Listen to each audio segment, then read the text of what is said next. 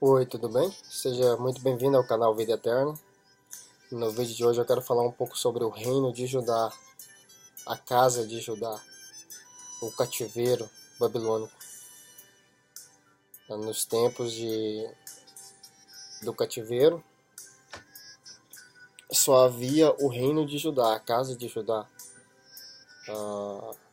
Israel era formado por dois reinos.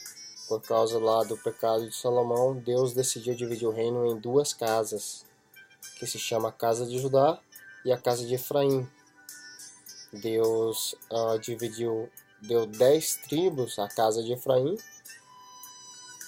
para o servo de Salomão, que se chamava Jeroboão, e o filho de Salomão, Roboão, que era descendente de Davi, ficou com duas tribos, Judá e a tribo de Benjamim, e alguns levitas também, porque o sacerdócio tinha que continuar funcionando. Então, nos tempos de Nabucodonosor, o reino, a casa de Efraim já não existia mais. Ela já havia sido dispersada, já os reis da casa de Efraim já não existiam mais. Era apenas o reino de Judá, porque 135 anos antes, nos tempos do profeta Isaías, do profeta Oséias, do profeta Jonas, que é enviado a Nínive, lembra-se que Nínive se voltou para Deus? A casa de Judá também, mas a casa de Israel não. A casa de Efraim não se voltou para Deus, e ali Deus permitiu que os assírios dispersassem a casa de Efraim. E Judá, quando os assírios vieram contra Judá, o rei Ezequias apresentou a carta do rei assírio de Senaqueribe. Ezequias apresentou isso no altar de Deus. E o Senhor, ele viu o rei se humilhando diante dele, pedindo a misericórdia dele. E Deus, como Deus é rico em misericórdia, ele atendeu o pedido de Ezequias.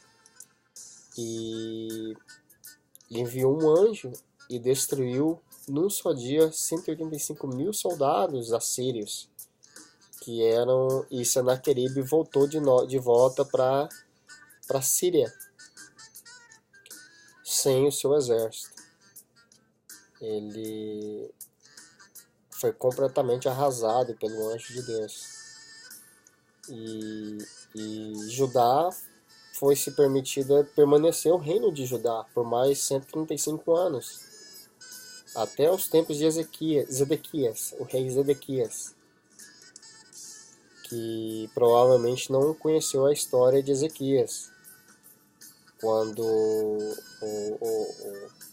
o profeta Jeremias escrevia suas cartas ao rei, ele deveria ter buscado a misericórdia de Deus, como Ezequias fez com a carta de afronta de Senaqueribe.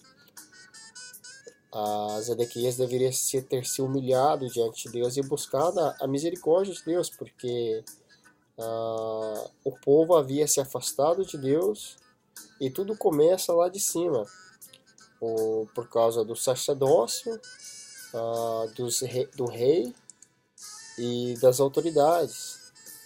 Eles devem ter uma vida exemplar diante do povo, senão o povo acaba seguindo o mesmo caminho.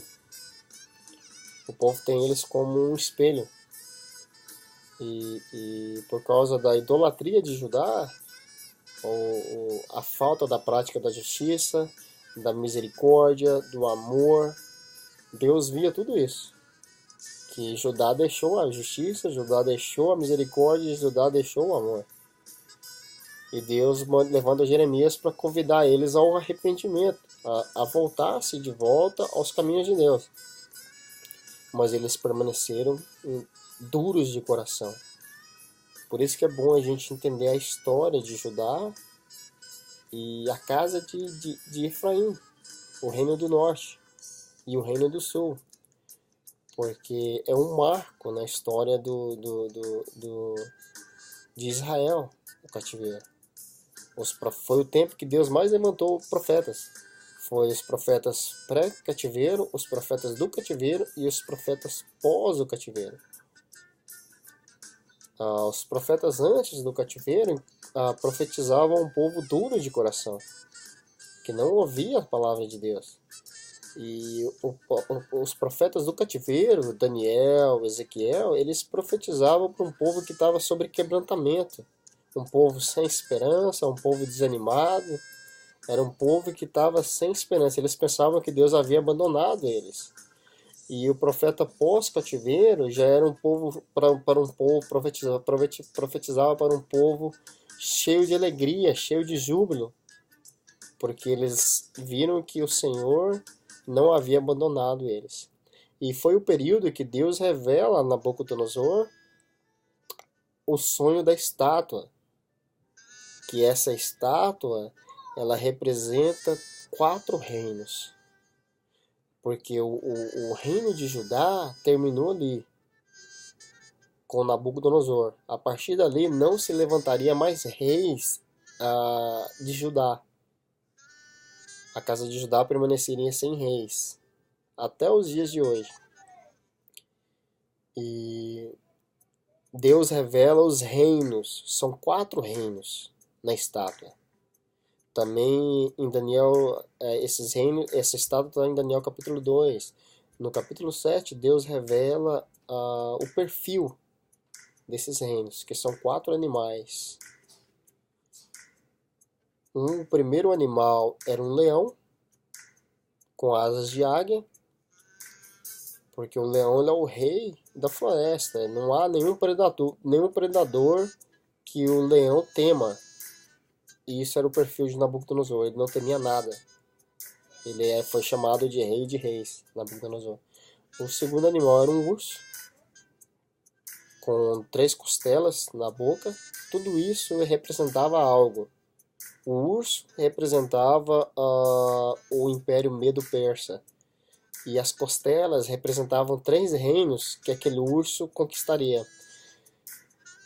E o quarto animal era um leopardo de 4 cabeças e 4 asas. Essas 4 cabeças, depois de Alexandre o Grande, o imperador da Grécia, se levantou 4 imperadores. O reino se dividiu em 4, por isso o leopardo tinha 4 cabeças.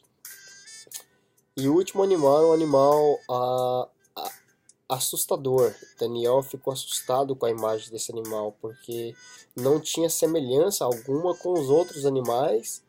E esse animal tinha as garras de bronze, tinha os dentes de ferro e tinha 10 chifres. Era um animal terrível. Um animal que pisava e sobrepisava as pessoas. Esse animal representa Roma, o Império Romano, com um punho de aço de Roma. Roma governava com um punho de aço. Roma não era muito amigável, não era um reino muito... eles impunham as coisas, era um reino totalmente um reino de governo feroz. É o perfil do governo, onde não se ouvia muito as outras opiniões, não havia liberdade. A liberdade era muito restringida e era um governo, como eu posso dizer, assim como o animal, terrível. Daniel viu o animal, como Daniel não conseguiu associar aquele animal a nenhum dos outros animais que a gente conhece, Daniel classificou aquele animal para um animal terrível, assombroso. E esses 4 reinos, Israel estaria sobre o governo desses 4 impérios. A casa de Judá termina ali o reino, a era dos reis de Judá. Dos reis de Efraim, a casa de Efraim já havia acabado há muito tempo antes. Havia apenas Judá. E Deus revela então a era gentílica, os reinos gentios, por meio do profeta Daniel. Ele revela esses reinos. Talvez possa falar um pouco mais nos próximos vídeos sobre os perfis desses reinos, que são os 4 animais. E 2 desses impérios, Daniel revela por mais de um animal. Por exemplo, a Medo-Persa é comparado ao urso e é comparado a um carneiro de 2 chifres. Né? O Império Medo e o Império Persa são 2 chifres. E a Grécia, Daniel também ele revela que ela é semelhante a um bode peludo. São 2 animais indomáveis, o carneiro e o bode.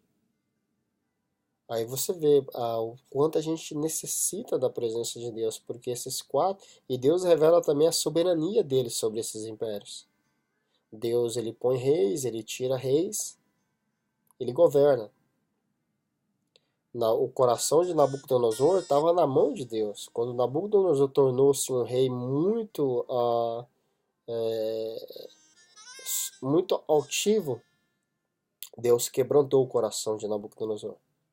Deus revelou a ele que Deus ele está acima de tudo e ele está acima de todos. E através desses impérios, Deus demonstra que ele tem o controle sobre todas as coisas. E é bom a gente conhecer a história desses impérios, porque elas estão relacionadas com Daniel, com o livro de Daniel, principalmente no capítulo 2, o capítulo 7 e o capítulo 8, falam desses reinos que se levantariam após o cativeiro de Judá. E eu encerro esse vídeo falando sobre isso, sobre o fim do reino, né, de Judá e o início dos reinos gentílicos. Eu quero dedicar os próximos vídeos a falar um pouco mais sobre esses 4 impérios, né, sobre a Babilônia. Eu já falei bastante sobre a Babilônia nesse vídeo. Eu quero falar nos próximos vídeos sobre a Medo-Persa, o Império Greco, o Império Romano. Esses 4 animais, eles permanecem, são modelos, são perfis de governo. Só que o 4º animal é o último animal. É o tempo do último animal. Nós estamos vivendo sobre o governo, a influência do governo romano, onde na figura do animal a gente vê que da estátua de Nabucodonosor, que Roma ela se desenvolve em estágios. O reino unificado de Roma, o Império Unificado de Roma. Depois Roma ela se divide entre dois reinos, que é a parte ocidental e a parte oriental de Roma. Quando Roma era unificada até a vinda até o século III, ali, até o século IV, com a vinda de Constantino. Quando Constantino apareceu na história, Constantino mudou a capital do Império de Roma para Constantinopla. Constantinopla é a antiga cidade de Nínive. Aí Constantino separou a parte oriental da parte ocidental. A parte ocidental, onde Roma está localizada, foi transferida para a parte oriental, aonde está ali próximo de Israel. É a cidade de Nínive ali. Hoje seria a cidade de Nínive, né? Conhecida como também ah, ah, Istambul. Nos dias de hoje atual, a cidade de Istambul é, é Constantinopla. E antes de Constantinopla foi a cidade de Nínive, onde Jonas foi pregar a palavra de Deus. E então a estátua, ela se divide, o reino se divide em dois. A gente nota que a estátua tem duas pernas, então ela se divide em dois reinos. E esses reinos, no final da estátua, os pés há uma parte de ferro e uma parte de barro. Quer dizer que o reino ele se dividiria completamente. Parte desse reino seria um reino mesclado, parte de ferro e parte de barro, parte forte e parte fraca. A gente vê isso no Ocidente e a gente vê isso também no Oriente Médio. Países fortes e países fracos, reinos fortes, reinos fracos. E eu encerro com essas palavras sobre a necessidade da gente buscar a Deus nesses dias, porque o Império Romano, o último animal que representa Roma, ele permanece, é o nosso tempo. E é um animal terrível. Por isso que a palavra de Deus fala que nos últimos dias sobreviriam tempos terríveis, que o pecado se multiplicaria,